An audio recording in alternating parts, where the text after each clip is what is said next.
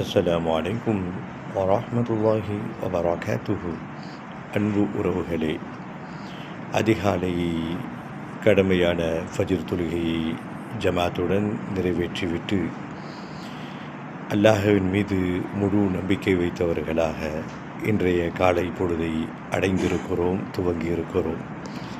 இந்த நல்ல தருணத்தில் எல்லாம் வல்ல அல்லாஹ்விடத்திலே இந்நாளினுடைய எல்லா நலவுகளையும் பரக்கத்துகளையும் வெற்றிகளையும் மனமுவந்து கேட்கிறோம். யா அல்லாஹ், இந்நாளினுடைய இந்த நாள் இனிய நாளாக மாறுவதற்கு இந்நாளினுடைய எல்லா நலவுகளையும் பரக்கத்துகளையும் வெற்றிகளையும் நல்ல நிகழ்வுகளையும் எங்களுக்கு தருவாயாக.